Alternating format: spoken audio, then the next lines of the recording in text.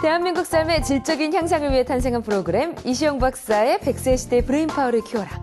오늘도 그동안 미처 알지 못했던 두뇌 속에 담긴 놀라운 비밀들을 살펴봅니다. 두뇌과학 전문가 이시영 박사님 자리하셨습니다. 박사님 안녕하세요.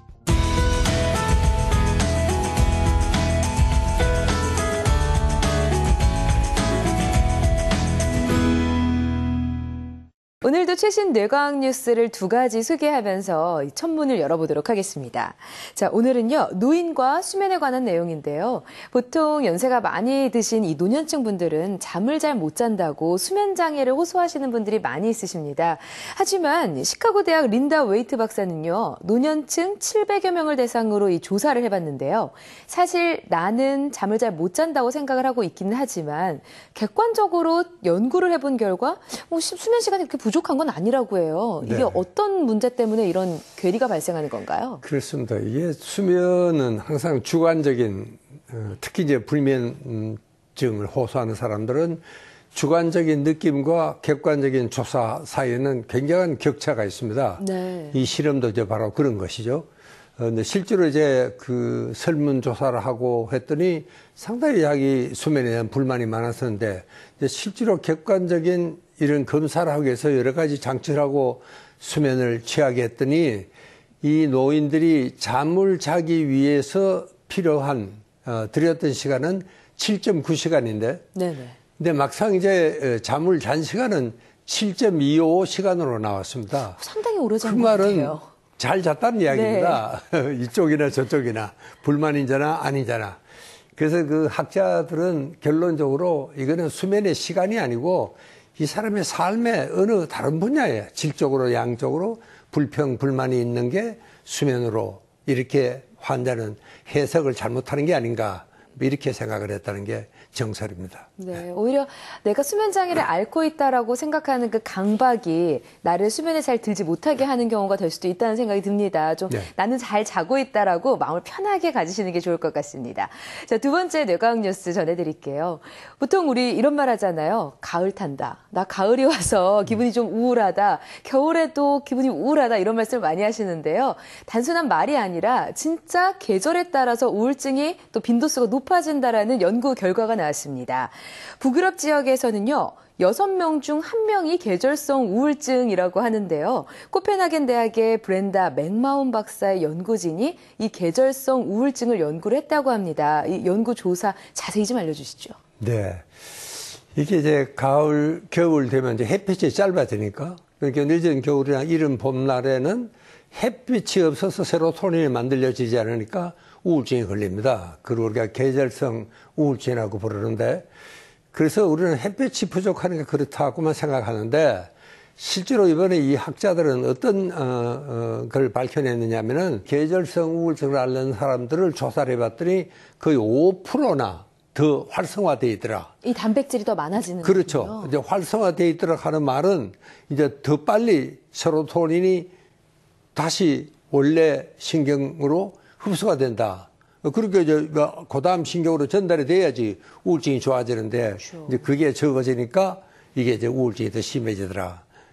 이게 이제 알려지긴 했지만 이제 실제로 이런 단백질이 있다는 것이 증명이 된 게 아주 획기적인 발명입니다. 예. 단순히 좀 예민한 사람들이 가을과 겨울에 우울증을 겪는다라고 생각을 했는데요. 이렇게 과학적으로 조사 결과가 나온 걸 보니까 조금이라도 야외 활동을 늘릴 수 있도록 노력해야 할 것 같습니다. 이렇게 최신 뇌과학 뉴스 두 가지를 알아봤고요. 이시영 박사의 100세 시대 브레인파워를 키워라. 오늘의 주제를 알아봅니다. 태아는 하나의 생명체로 잉태된 순간부터 스스로 필요한 생명 활동을 시작합니다. 뿐만 아니라 오감을 느끼고 엄마 아빠와 상호작용을 하면서 발달해 나가는데요. 이런 태아의 뇌를 건강하게 성장시키는 방법은 무엇일까요? 태아의 뇌 성장 과정을 알아보고 태아의 뇌 발달을 위한 오감 자극 태교법과 부부가 함께하는 태교까지 사랑으로 성장하는 태아의 뇌에 대해 살펴봅니다.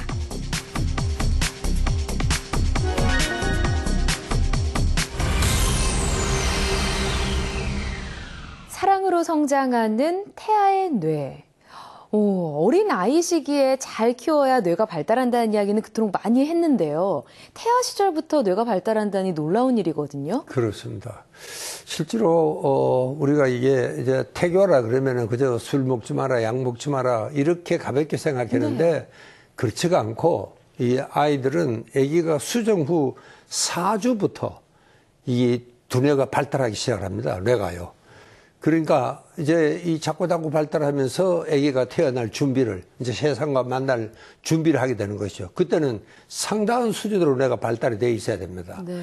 그렇기 때문에 정말 요 4주가 이후에 정말 뇌가 발달하는 것을 우리가 잘 지켜봐야 되고 정말 사랑과 관심을 쏟아서 뇌가 잘 발달할 수 있도록 해야 된다. 지금 그런 증거로는 그 어릴 적에 가령 엄마의 그 양소의 냄새라든가 엄마 아빠가 자기한테 들려준 노래라든가 이런 걸 아이들이 기억을 한다는 사실입니다. 이건 정말 깜짝 놀랄 사실입니다. 그러니까요. 예. 뭐 한두 살 때 있었던 일도 기억 그렇습니다. 못한다고 하는데 예. 알고 보니 뱃속에 있을 때부터 사실은 기억하고 예. 있다는 이야기인데요. 우리 프로그램 이름처럼 100세 시대의 브레인파워를 좀 키우려면은 이 태아 시절 이 첫걸음부터 브레인파워를 좀 키우도록 해야 할 것 같습니다. 그렇습니다. 오늘 좋은 이야기 해주실 전문가분은 누구신가요? 예. 오늘은 우리 김영훈 박사 두 분을 모셨습니다. 네, 안녕하세요.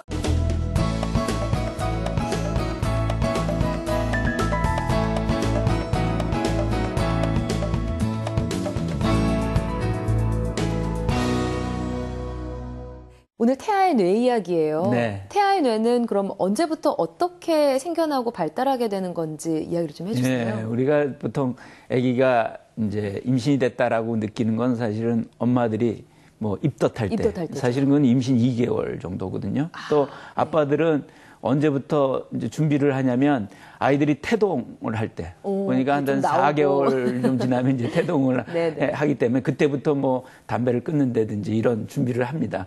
근데 사실은 뇌는 이미 이시영 박사님께서 말씀해 주셨지만 4주에 이미 뇌가 구조가 만들어지고요.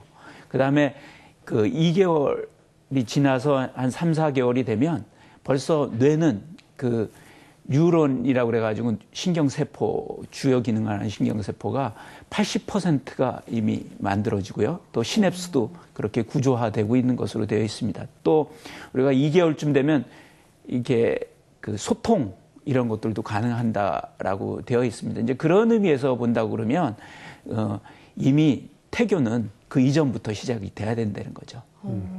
어린이들은 어떻게 보면은 이 태아기에서 3세까지가 네네. 가장 결정적인 시기다. 뭐 그렇게들 이야기를 하고 있습니다. 왜냐하면 그때 형성된 이런 것들이 그때 이 아이가 어떤 환경에서 어떤 관심을 받고 자랐느냐가 이 아이의 평생의 인성을 결정하는 정말 중요한 시기다. 이걸 우리가 강조를 해야 될 것 같습니다. 네. 사실 아기가 태어나고 눈앞에 보이면요. 사랑을 쏟을 수도 있고 관심을 줄 수도 있고요. 내 눈앞에 아이가 움직이니까. 그렇죠. 하지만 뱃속에 있을 때는 이 아이가 반응을 하는 것도 아니고 딱히 의사소통이 불가능하다고 생각하기 마련이거든요. 예. 근데 사실은 뭐 태아는 이미 기억도 할 수 있고요. 또 소통도 사실은 할 수가 있습니다. 그래서 요즘은 이제 태교라고 그래가지고 뭐 영어 그림책도 하고 뭐 심지어는 맞아요. 수학 책도 보여주고 뭐 그런 활동을 하는데 그것은 의사소통이 이제 어느 정도는 가능하다라고 하는 생각 때문에 이제 그런 것들을 하죠. 그래서 예를 들어서 뭐 똑똑한 아이라든지 또 상상력이 높은 아이라든지 뭐 이런 것들을 추구를 하시는데 사실은 그런 것보다는 교감이 중요한 겁니다. 아이의 이제 그 정서적인 교감이라든지 아이하고 소통, 소리는 잘 들으니까요. 소리에 대한 이런 의사소통, 이런 것들을 유지해서 부모님이 편안한 마음을 갖는 것이 상당히 중요하고요. 그러한 소통이 나중에는 인성이나 성격에 상당히 도움을 주는 거죠. 아이들은 정말 이 아기를 가져본 엄마들은 이 아이가 싫고 좋고를 구별할 수 있습니다. 정말요? 예. 왜냐면은 싫으면 아이들이 뭐 엄마를 막 산다 그래요. 그런 실제로 그거를 느낄 수 있을 정도로 그렇게 이 아이들은 그때 이미 자기 의사를 표현할 줄 안다. 뭐 이렇게 생각한다면은 정말 아이와의 태교라는 것은 다른 게 아니고 교감입니다. 아이와 내가 어떻게 교감을 하느냐. 물론 참 사랑과 관심으로 교감을 해야 되겠죠. 그게 뭐 기본입니다. 이제 그거를 우리가 정말 명심을 해야 되는데 우리가 이 태교를 좀 쉽게 생각하고 있는 이런 경향이 있는 것 같습니다. 예. 사실 제가 좀 여쭤보고 싶은 부분이 있었어요. 그 엄마랑 아이랑 이야기한다고 해서 뭐 좀 이렇게 스피커 같이 되는 그런 네. 기계들도 나오고 하잖아요. 근데 저는 이 부모의 그냥 생각이 아니라 부모가 그렇게 해석하고 싶은 게 아닐까라고 느꼈거든요. 정말 네. 아이가 이렇게 소리를 들을 수 있습니까? 엄마 아빠가 부르는 소리를요? 우리가 이제 청각 태교라고 그래서 일단은 5, 6개월에 이제 듣기 시작을 하니까요. 아이들은 기억을 합니다. 이미 들은 거를 또. 그러니까 모국어의 억양을 기억을 하는 거죠. 그래서 엄마 아빠가 대화하는 것의 실제적인 내용은 못 듣지만 네. 억양을 기억을 하기 때문에 나중에 엄마 목소리나 아빠 목소리를 좋아하게 되는 겁니다. 그래서 모국어에 노출시킨다라고 하는 의미에서 상당히 중요하고요. 네네. 또 정서적인 안정이나 또 이런 이제 모차르트나 바로크 음악 같은 것들은 실제적으로 아이가 이렇게 어떤 것을 집중하고 각성하는데 상당히 도움을 주는 음악입니다. 그래서 그런 음악 태교를 통해서 교육을 또 할 수도 있는 거고요. 또 항상 아이하고 이제 대화를 하면 이 소통이 이 언어 발달에 상당히 중요하니까요. 소통을 할 수가 있고 또 일상적인 것들에 대해서 좀 얘기를 하고 또 자기가 본 거에 대해서 얘기를 하면 아이가 그것을 이제 듣고 또 엄마도 그거를 얘기하면서 어떤 아이에 대한 생각을 많이 하기 때문에 도움을 줍니다. 또 그림책 읽어주기 같은 것도 상당히 도움을 주는데요. 그림책 읽어주는 것 같은 경우에는 엄마의 억양이나 여러 가지 그 모국어의 노출도 있지만 엄마가 그거를 읽으면서 정서적인 안정이라든지 행복한 마음이라든지 그런 것들이 이제 스트레스를 줄여주고 여러 가지 교감하고 감성을 발달시키는 데 도움을 주죠. 그게 사실 아이들은 이게 청각뿐만 아니고 네. 오감을 다 느낀다. 그게 뭐 태어난 아이하고 다르지가 않습니다. 그렇게 우리가 생각을 어떻게 느끼는 하시면 거예요? 이 안에 있는데요? 다 느끼는. 그 실제로 아이들이 나중에 태어나고 난 후에 보면은 네네. 실제로 아이들이 그때 들었던 뭐 엄마 아빠의 이야기라든가 그때 맛봤던 이런 냄새라든가 네네네. 맛이라든가 뭐 이런 것들을 다 기억을 한다는 겁니다. 그러니까 그 맛이 정말 어떤 의미에서는 이 평생을 간다. 그래서 아이들은 가급적이면은 엄마 전 냄새, 엄마 양수 냄새 이런 냄새를 아주 귀하잖아요. 그건 그쵸. 자기 생명과 직결되는 거니까 그래서 굉장히 좋은 기억으로 이렇게 기억을 하고 있다. 이렇게 이야기를 합니다. 그럼 아무래도 엄마 뱃속에 있을 때 자주 접한 음식을 나와서도 좋아하게 되는 경향이 있겠네요. 예, 실제로 그런 실험을 한 적이 있죠. 그 미국의 오하이오 대학교예요. 로빈슨 교수가 이제 그런 실험을 했는데요. 그 임신 7개월 아이들을 갖다가 이 쓴 퀴닌이라고 하는 쓴 그 이제 용액을 주고요. 또 식염수를 준 군하고 엄마 젖을 준 군하고 설탕물을 준 군을 줬습니다. 그리고선 실제로 그 태아가 반응하는지를 본 거죠. 태아가 반응하는 걸 알 수 있는 것은 이제 태아의 심장 박동, 움직임 이런 것들을 갖다 반응한다고 볼 수가 있는데 실제로 설탕물이나 생리식염수에는 반응을 안 했는데요. 쓴맛인 퀴닌 이런 용액하고 엄마 젖에 대해서는 반응을 했다는 거죠. 그래서 쓴맛을 줬을 때는 심장 박동이 높아졌고요. 올라가고. 엄마 젖을 그 양수에 집어넣었던 군에서는 오히려 심장이 안정돼가지고 안정된 심장 박수를 보였다고 그럽니다. 그래서 그런 의미에서는 이미 7개월부터 아이들은 맛을 선호하고 그렇다라고 하는 거죠. 더구나 7개월 된 아이, 그 임신 7개월 된 그 아이들한테 그 엄마가 이제 예를 들어서 홍당무 같은 것들요, 이런 네. 것들을 갖다 이제 음식을 먹잖아요. 그러면 이것을 기억을 한다는 겁니다. 그래서 실제로 7개월에 어떤 실험을 했었냐면 그 홍당무를 갖다가 먹인 거죠. 엄마가 먹은 겁니다. 네, 태아에게. 지속적으로 네. 먹였더니 나중에 아이가 그 홍당무를 갖다 선호하고 그런 것들이 있었다는 거죠. 그래서 맛이나 이제 이런 것들에도 결국은 핏줄을 통해서 양수로 넘어가기 때문에 결국은 아이들은 그런 맛이나 냄새를 느낀다는 겁니다. 그리고 그것을 기억한다는 거죠. 양수를 통해서 이제 엄마의 모유를 접한 아이들이 맛을 느끼고 감별을 했다라는 이야기를 해주셨는데요. 그럼 이 엄마의 모유를 냄새로도 느끼는 건지 궁금하거든요. 아이들 후각도 발달을 하는 거죠. 그렇습니다. 이 뭐 오감이 다 발달한다 그렇지 않습니까? 뭐 후각도 예외가 아닙니다. 후각도 사실은 생후 7주쯤 되면 벌써 후각의 상피 세포가 이미 발달하기 벌써 시작을 하고 그리고 7, 8개월 되면 뭐 분명히 엄마의 냄새를 맡을 수가 있습니다.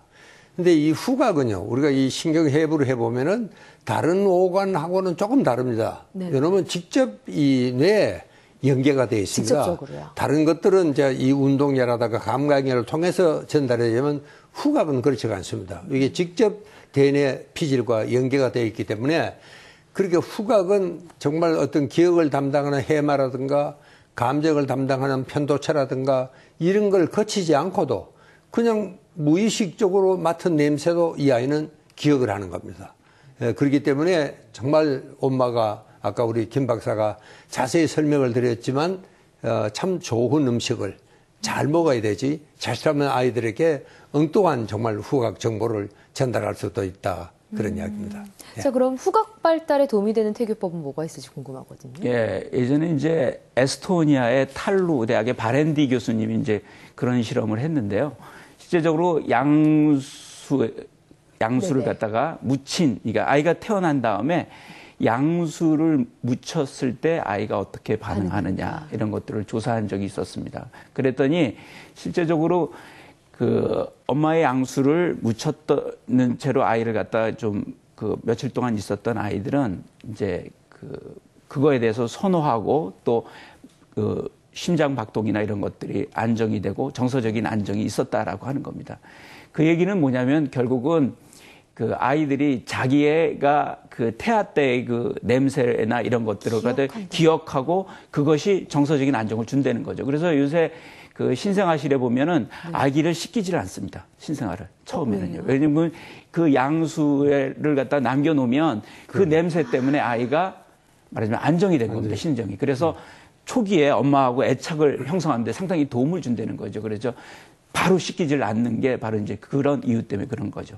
그래서 사실은 어머님이 그 이제 냄새나 이런 것들을 잘 맡으셔야 되는 거고요. 또 냄새는 사실 본능적인 그 원시적인 그 감각이기 때문에 그것이 바로 이제 정서나 이런 데 영향을 줍니다. 그래서 좋지 않은 냄새나 이런 것들은 정서에 영향을 주기 때문에 아기한테도 영향을 가는 거죠. 아이들도 그 태아는 감정이 있기 때문에 그런 놀라움이나 혹은 슬픔이나 기쁨이나 이런 것들을 느낍니다. 그래서 그런 영향을 줄 수가 있는 거죠. 네. 후각이나 미각까지는 그래도 이해가 좀 되는데 그러면 이건 어때요? 뱃속에 있으면 만질 것도 없고 볼 수 있는 것도 없는데 촉각이나 시각, 오감 중에 마지막 이 두 가지도 발달을 하는 건가요? 예, 촉각도 사실은 굉장히 중요하죠. 뭘 잡을 게 있다고 그 안에서 발달을 하는지 왜냐하면 궁금해요. 촉각도 아기는 이제 그 양수의 움직임을 느낀다든가 또 엄마의 그 장의 움직임을 느낀다든가 이것은 어린이 정서에 직접 영향을 주는 겁니다. 그러니까 실제로 촉각은요 생후 7주쯤 되면 벌써 이 촉각의 상피 세포가 발달하기 시작합니다.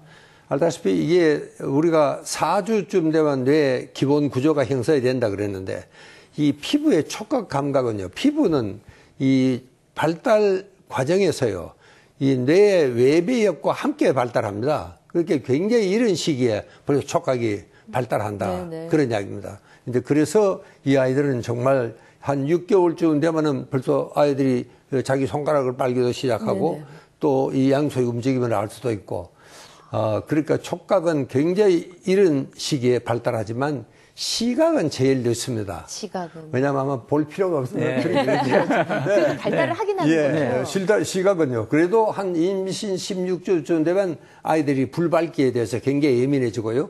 그리고 차츰 이제 빛에 이 반응을 하기 시작하고, 그러고 이제 밤낮을 구별할 수가 있게 되고. 뱃속에서요. 7개월쯤 되면은 상당히 이제 이 눈동자를 움직이는 이런 운동이 시작이 되는데, 무엇을 봐서 그런지 몰라도 아마 전체 이 불 밝기라든가 어두움이라든가 이런 데 대한 반응을 하는 게 아닌가 그렇게 생각이 듭니다. 사실 뭐 청각이나 후각, 미각까지는 이해가 됐는데 촉각이나 시각까지도 이 태아 시절부터 급격하게 발달을 한다고 하니까요.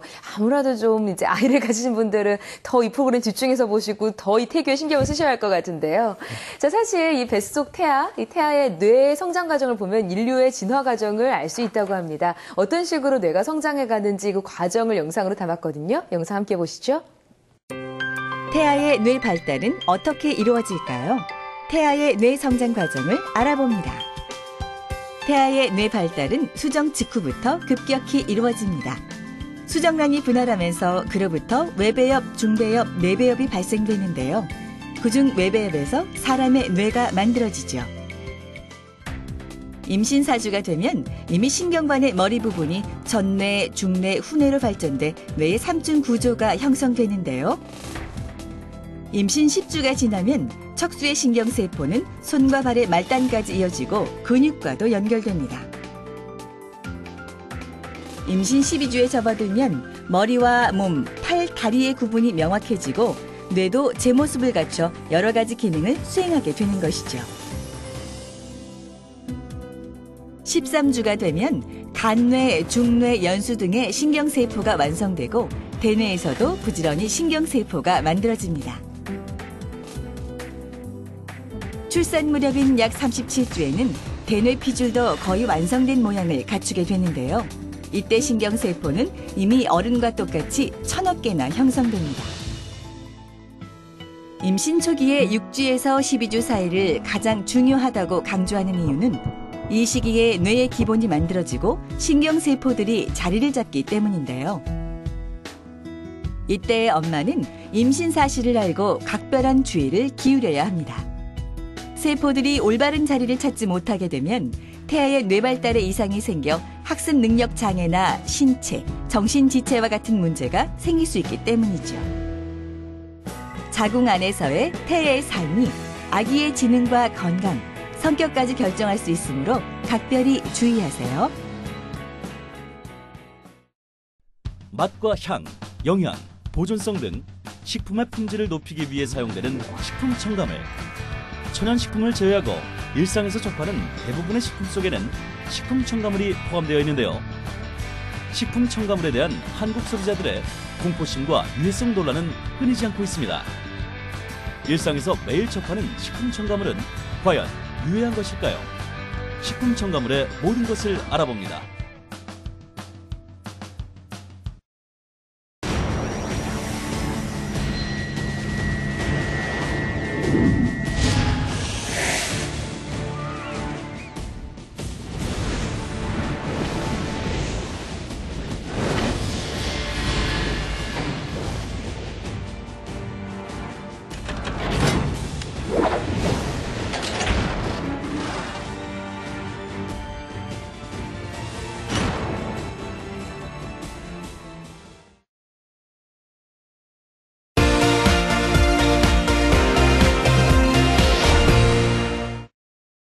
네, 태아의 뇌 성장 과정을 알아봤습니다. 태아가 뇌가 어떻게 발달을 하고 또 앞서 얘기한 오감이 어떤 식으로 발달을 하는지를 쭉 알아봤는데요. 그렇다면 어떻게 이 방법, 태교 방법을 통해서 이 오감 발달, 뇌 발달을 시켜야 되는지 그걸 알아봐야 되잖아요. 자, 본격적인 태교법을 좀 알아보도록 하겠습니다, 교수님. 그 베네수엘라의 비트리즈 말라케 교수님이 계십니다. 이름 어려운데요. 그렇죠.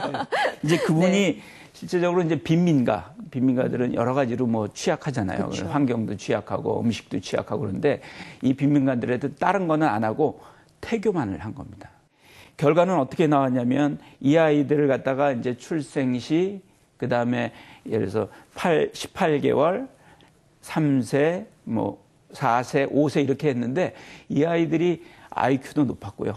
사회성도 높았고 인성도 높았고 그랬다는 거죠. 그 10개월의 게 그렇게 중요한 거예요. 그러니까 특히 이제 환경적으로 열악한 아이들 같은 경우에는 환경적인 이런 조금의 개선만 있어도 네. 상당히 도움을 준다는 거죠. 그래서 태교라는 것이 입증이 된 겁니다.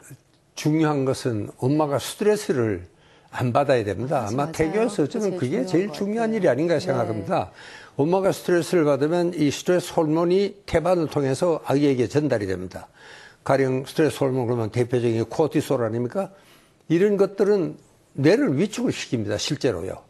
또 그리고 노르아드레날린 같은 이런 것은 이제 혈관이 위축이 되니까 아이에게 이 뇌나 모든 신체 기관의 영양 공급이 줄어들 수밖에 없게 되겠죠. 또 거기다 또 자주 엄마가 스트레스를 받으면은 아이는 이런 여러 가지 스트레스 호르몬의 영향하에서 아이의 정서 발달이 정상적으로 될 수가 없습니다.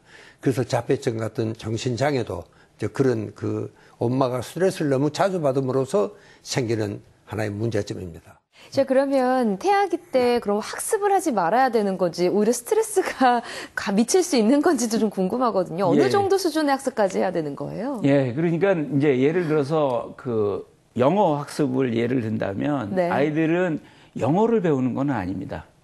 거기 그러니까 영어를 아무리 얘기해준다고 해도. 억양을 갖다가 느끼는 거죠. 그래서 네. 영어 태교도 문제가 될 수 있는 것은 뭐냐면 영어를 막 얘기했다가 막상 태어났는데 한국말만 하면 아이들은 혼란을 느껴서 이제 심리적인 이런 혼동을 갈 수 있습니다. 그래서 너무 영어 태교나 이런 것들에 지나친 외국어 교육은 좋지가 오히려, 않은 거고요. 예, 아이에게 안 또 좋겠네요. 뭐 아이한테 과학적인 사고나 이런 것들을 해준다고 뭐 특별히 수학 공부를 한다든지 뭐 이러신 분들도 있는데 사실은 그런 것들은 직접적인 도움을 주는 건 아니거든요. 결국은 엄마의 뇌가 발달하면서 그것이 이제 아이한테 영향을 주는 거기 때문에 자기만족이었어요. 굳이 그런 이제 말하자면 그 뭐 수학 교육이라든지 지나친 영어 교육은 바람직하지 않습니다. 네. 우리가 뇌 발달 상황을 쭉 지켜보면은 아이에게도 학습 능력이 있다. 이거는 뭐 확실한 것 같습니다. 태아에게도. 네.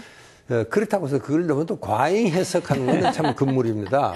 근데 어떤 학자들은 뭐 조기 교육이 심지어 좋다. 뭐 이런 말을 하는 학자들도 있는데 특히 가령 언어를 학습하는 거 이제 김 교수가 참 중요한 예를 들어주셨는데 이제 언어 학습은 아이들은 확실히 뇌 발달에는 굉장히 중요한 역할을 하게 됩니다. 언어 발달이랑 말을 배운다는 것은요.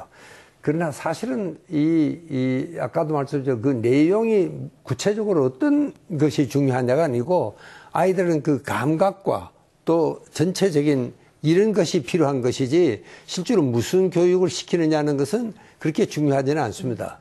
그러니까 너무 그거를 조기 교육을 우리가 강조를 하는 것은 저는 반대입니다. 예, 저도 맞습니다. 예, 그런 교육보다는 오히려 생활 리듬. 엄마가 예를 들어서 제 시간에 자고 행복하게 어떤 리듬을 가르쳐 주는 게 오히려 중요하고요. 또 정서 발달을 위해서 행복해지는 것들이 상당히 중요한 의미를 갖고 있고요.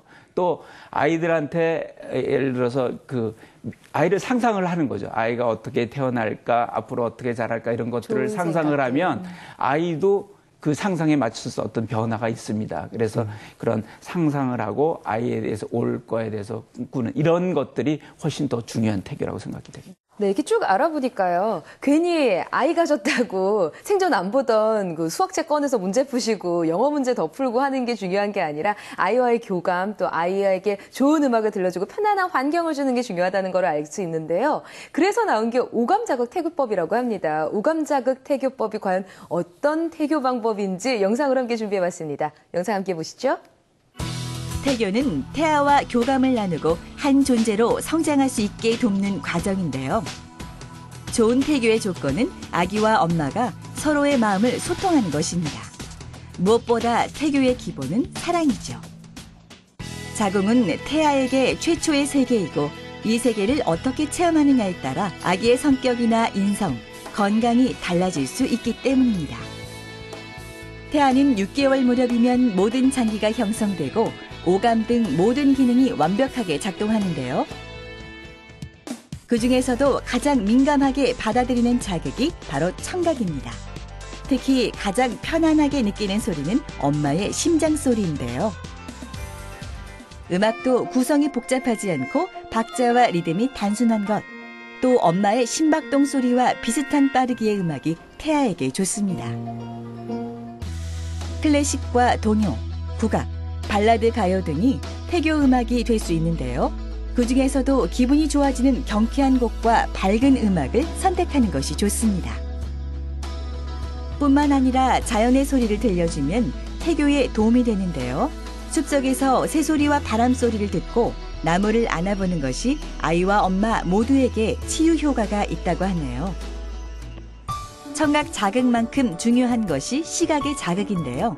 아름다운 그림을 보는 것은 좋은 음악을 듣는 것과 마찬가지로 엄마의 마음을 안정시켜 줍니다. 사진이나 그림, 영상 등을 감상하면서 기분 전환을 하거나 직접 그림을 그리는 것도 좋은 태교가 될 수 있습니다. 임신 중의 미술 활동은 엄마의 심리적 불안감을 감소시킬 뿐만 아니라 태아와의 애착을 높여주는 효과도 있다고 하네요. 태아는 출렁거리는 양수에서 살고 있는데요.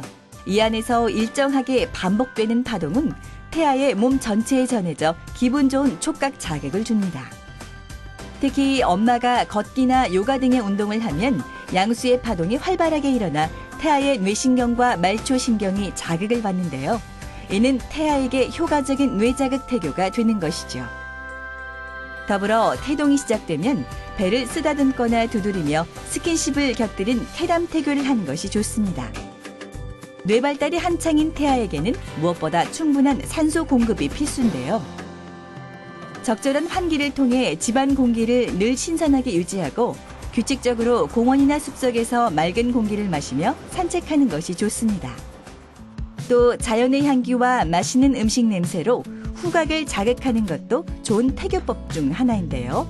향기는 후각을 통해 뇌신경을 자극하고 각각의 냄새에 대응하는 호르몬을 분비시키는 효과가 있습니다.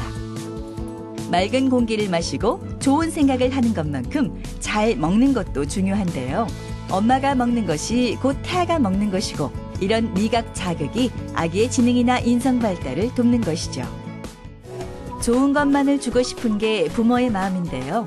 태아가 가장 원하는 건 엄마 아빠의 사랑임을 기억하세요. 아빠에 대한 태교 중요성을 아까 박사님 강조하셨잖아요. 그럼 도대체 아빠는 어떻게 해야 돼요? 눈앞에 보이지 않으니 애기가. 아빠들은 힘들어요. 예. 정말 그 옛날 우리 선조들이 남긴 이 태교법에 보면 네. 이 부성 태교를 굉장히 강조를 하고 있습니다. 옛날부터 그랬어요. 그러니까 어떻게 보면은 이 부성 태교가 얼마나 중요하다. 이게 아빠의 그 엄마 배를 이렇게 한 만지면서 아이와 이야기를 하다가 우리 예쁜 아기 잘 있어. 그러고 이제 그걸 참 잘하는 아빠가 있더라고요. 난 부끄러워서 잘 못해. 그런데 정말 그것이 얼마나 아이에게 좋은 영향을 주는지는 우리가 잘 좀 이해를 해야 되겠다. 그런 이야기입니다. 그래서 실제로 이에 보면 수정한 정자는요. 거의 90일 이전에 이미 생산이 되어 있습니다. 그렇기 때문에 정말 이 계획 임신은 참 중요하다. 이렇게 부부가 우리가 아기를 갖자 꼭 계획을 하면은 아빠도 엄마 못지않게 몸가짐을 단정해야 됩니다. 이미. 무슨 술, 담배는 뭐 기본이고. 네. 예, 그리고 정말 자기도 정서적으로 참 편안하게 해야지 이 수정하고 또 이 임신하는 과정에서 정말 아기에게 좋은 영향을 끼칠 수가 있습니다. 네.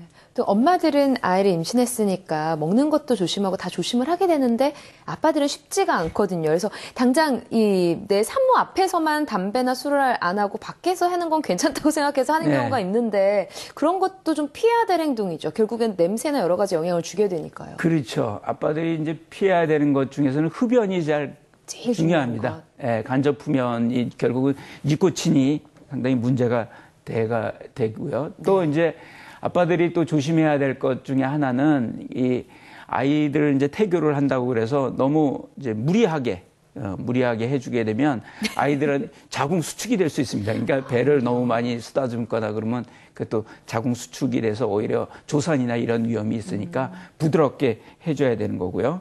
또 하나는 이제 부부관계에 있어서 임신 초기나 임신 말기에는 그 유산 위험도 있습니다. 그래서 너무 강한 이런 그 부부 관계는 조심을 해줘야 되죠. 또 하나는 부부 싸움. 엄마한테 이제 스트레스를 주기도 하지만 시끄러운 소리를 들릴 거고는 태아가 그걸 듣기 때문에 아이 정서에도 좋지가 않습니다. 이제 그런 의미에서는 이제 부부 싸움이나 이런 것들을 좀 피해야 되겠죠. 네. 박사님 또 피해야 할 것들 주의해야 할 것들 있을까요?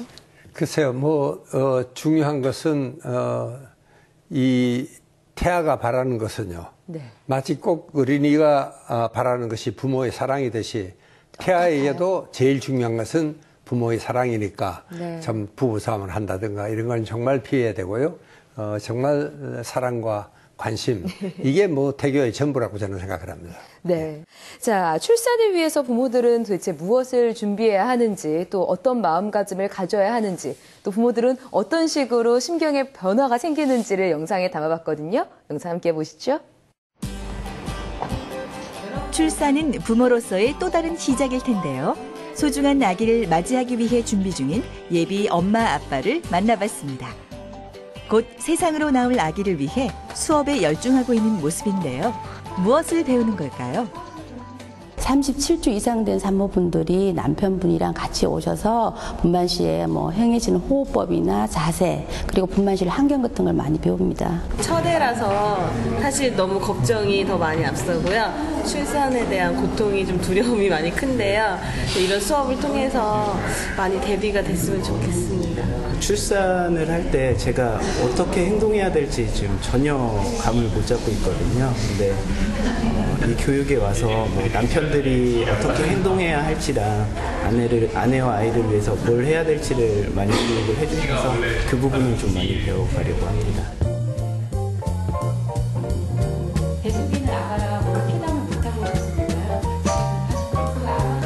아기와 엄마를 다독이는 아빠의 손길이 참 따뜻한데요. 태교와 출산에는 아빠의 도움이 꼭 필요합니다. 아빠들은 어떤 노력을 하고 있을까요? 퇴근하고 오면은 항상 애기랑 이야기를 많이 하려고 노력하고 있고요. 그리고 동화책 읽어주는 거, 그리고 아침에 일어나면은 또 잘 잤냐고 안부 인사 적어내는 거, 그런 이야기들 많이 하고 있습니다. 그러면 지금부터 우리 애기의 태령을 소개하는 시간을 가졌죠? 저희는 스위스에서 와서요. 저 스위스에서는 태명을 안 짓거든요. 그런데 이제 그러니까 베이비가 그럼 한국말로 뭐냐고 물어봐서 애기라고 그랬더니 요즘에 그냥 애기야라고 불러요, 저희는. 아이 이름은 껌딱지입니다. 저희가 한번 의사라고 딱 붙어 있어요. 껌딱지. 이번에는 아기가 세상에 나오기까지의 과정을 배우는 시간입니다. 예비 엄마 아빠들의 표정에서 생명에 대한 감사와 사랑이 느껴지네요. 10달의 기다림 끝에 아기가 세상으로 나오기 위해 신호를 보내는 것이 바로 진통인데요. 출산은 엄마와 아기가 서로 영향을 주고받으면서 협력해야 이루어질 수 있는 것이죠. 분만하는 과정에서 아기들은 엄마보다 더한 고통을 느낀다고 합니다. 엄마의 뱃속에 있다가 세상으로 나온 자체가 충격인 것이죠. 아기에게는 자궁을 빠져나온 것도 고통이고 자궁밭 세상도 낯설고 두려운 대상이죠. 갑작스레 잘리는 탯줄로 산소 공급도 원활하지 않고 체중을 재는 것 등 모든 것이 공포스럽고 스트레스 그 자체일 겁니다. 그래서 분만은 가장 최대한 자연스럽고 편안하게 느끼도록 하는 것이 좋습니다. 그래서 태아를 배려한 분만이 늘고 있는데요. 임신 초기부터 명상, 호흡, 이완법 등의 훈련을 통해 임신 기간 내내 아기와 함께 출산을 준비하는 것이죠.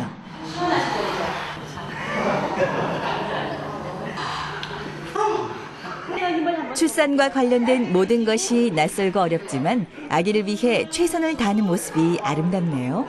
마시고 다시 짧게 들으시고. 혹시 주사는 언제 맞을 수 있나요? 어제 병원에 오니까 얘가 좀 밑으로 내려왔대요.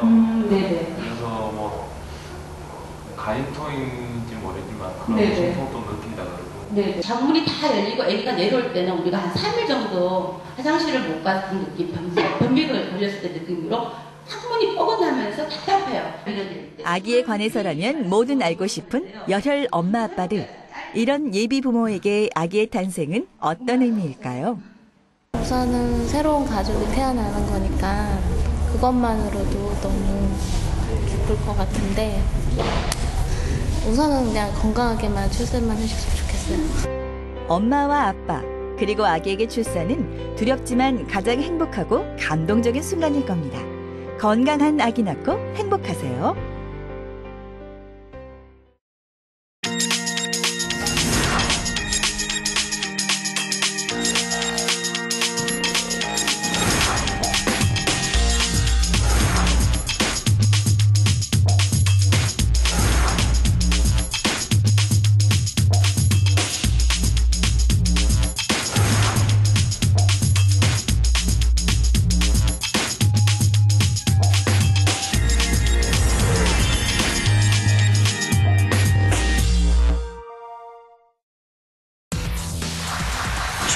자연.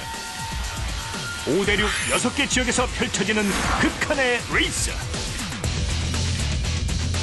끝없는 도전. 불꽃 튀는 경쟁. 함부로 상상하지 마라. 승리를 위한 험난한 여정. 그 누구도 경험하지 못한 극한 서바이벌 레이스. 극한 도전 와일드 레이스.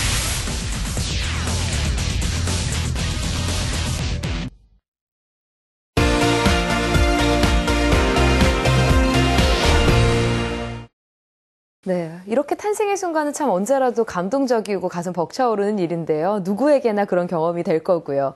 자, 오늘 태교에 대해서 쭉 이야기를 해주셨는데 지금 예비 부모들이 많이 보고 계실 거예요. 네. 예비 엄마 아빠가 되실 분들이요. 그분들에게 좋은 말씀 마지막으로 한마디씩 남겨주시죠. 네, 태교는 어떻게 보면 그 미래를 이제 준비하는 거죠. 아이가 사실은 그 태아 때부터 뇌는 있는 거고요. 네. 또 거기에 대해서 생각을 한다고 그러면 사실은 일찍부터 시작을 해야 되죠. 그래서 아빠들의 이제 동참이 저는 가장 필요하다라고 생각이 됩니다. 그래서 아빠들이 좀 육아책도 좀 읽고요. 또 태교책도 좀 읽어서 그 시기에 맞춰서 엄마가 뭐가 필요한지, 뭐를 도와줘야 되는지, 그리고 아이한테 내가 어떤 도움이 될지를 좀 생각하고 상상을 하면 훨씬 더 아이도 잘 크고 또 아이하고 애착이 형성이 돼서 아이가 태어났을 때 훨씬 잘 지낼 것 같습니다. 네. 그렇게 뱃속에 있는 아기도 이미 출생한 아기와 똑같은 사랑을 원한다 하는 것을 우리 아빠들이 좀 이해를 해 주셔야 될 것 같습니다. 아직 태어나지 않아서 눈에 보이진 네. 않지만 태어난 아이와 똑같은 감정을 느끼고 똑같은 마음을 갖는다는 거 꼭 좀 기억하셨으면 좋겠습니다. 오늘 좋은 말씀 해주신 카톨릭대학교 소아청소년과 김영훈 교수님 감사합니다. 감사합니다. 감사합니다. 브레인 전문가 이시영 박사가 내리는 브레인 특효 처방전 시간입니다. 오늘 태교에 대해서 워낙에 좋은 말씀을 많이 해주셨는데요. 한마디로 정리할 수 있는 이 특효 처방전이 있을까요? 예. 저는 정말 엄마가 행복해야 된다. 그래서 행복한 엄마가 되라 네. 하는 충고를 꼭 드리고 싶고요. 왜냐하면 저는 엄마가 불행하면은 이 행복한 아기를 출생을 시킬 수가 없고 키워낼 수도 없습니다. 왜냐하면 그는 뭐 생리적으로도 증명이 되어 있습니다. 엄마가 불행하고 짜증스럽고 심지어 그 아기를 뭐 어떻게 지워버릴까 별 생각하는 엄마도 있지 않습니까? 그렇죠. 화가 나면은 뭐 그렇게도 하고요. 부부싸움 끝에도 그런 못된 생각을 할 수도 있고. 그러나 이제 그러한 것들은 정말 아이에게는 치명적입니다. 뇌에 엄청난 손상을 가져오기도 하고요.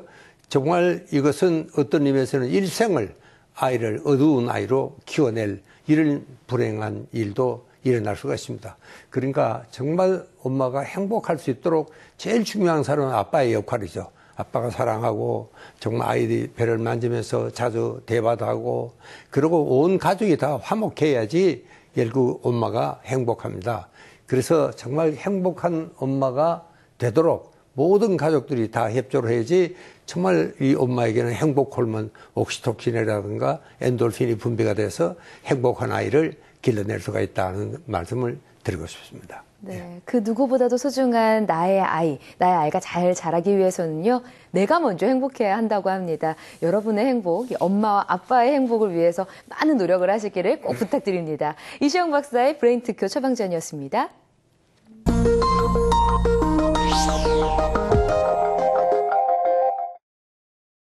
마음을 읽는 두뇌의 이야기, 뇌과학 마음을 읽답니다.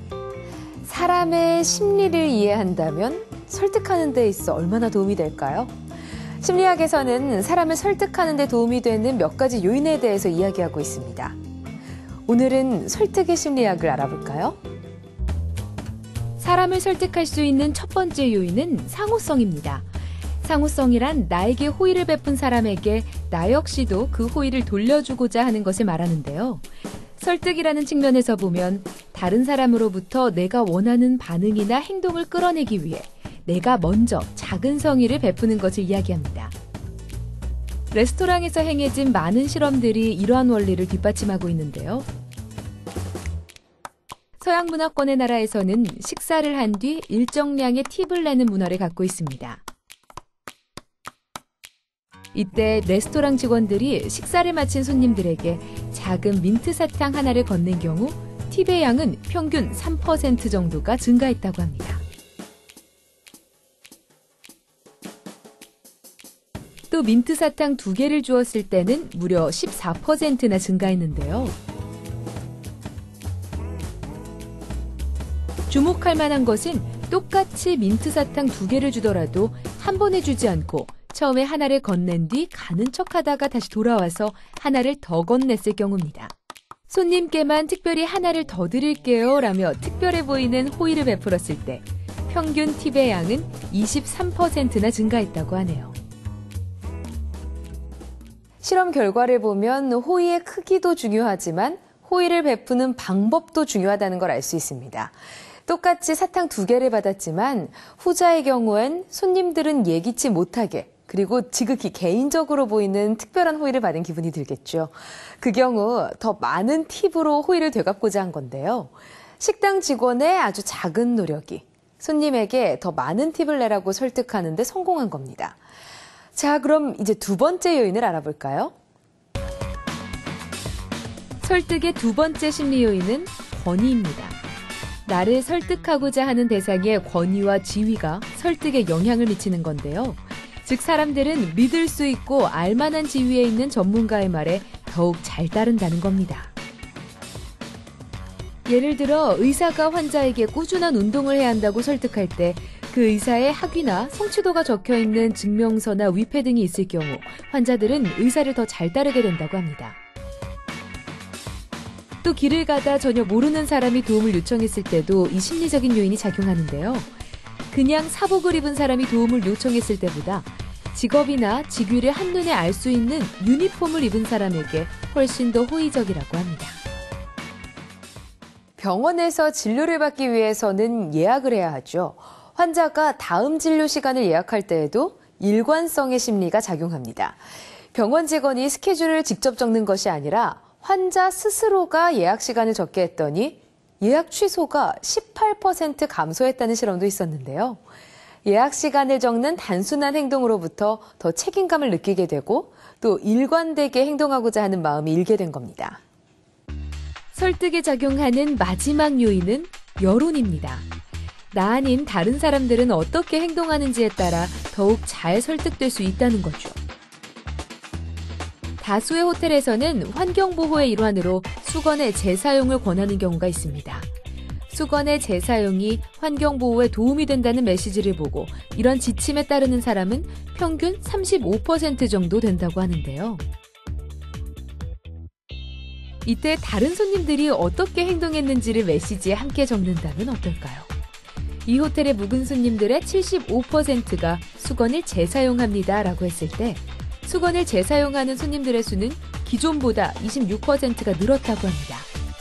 또 이 방에 묵는 손님들의 75%가 수건을 재사용합니다 라고 했을 경우에는 수건을 재사용하는 손님이 33%로 늘게 됐다는데요. 사람은 어떤 행동 지침서를 봤을 때 그대로 할 것인가 말 것인가를 결정하는 데 있어서 다른 사람들은 어떻게 했는지를 참고하게 됩니다. 또 나와 비슷한 상황에 처한 다른 사람들이 어떻게 했는지는 특히 더 중요한 참고 요인이 되는데요. 그렇기 때문에 이 호텔의 묵은 75%라는 문구보다는 나와 좀 더 비슷한 세부사항을 공유하는 이 방의 묵은 75%의 사람이라는 문구가 더 설득력 있게 된 겁니다.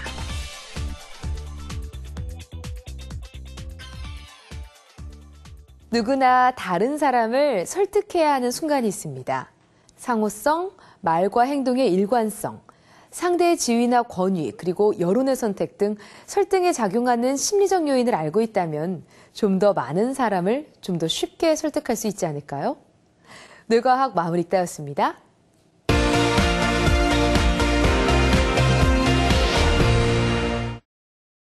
이시영 박사의 100세 시대의 브레인파워를 키워라. 오늘은 그 어떤 것보다도 중요한 태교에 대한 이야기를 했습니다. 제목부터가요. 사랑으로 성장하는 태아의 뇌 이야기를 해서요. 사랑 가득한 이야기를 좀 한 것 같은데요. 네.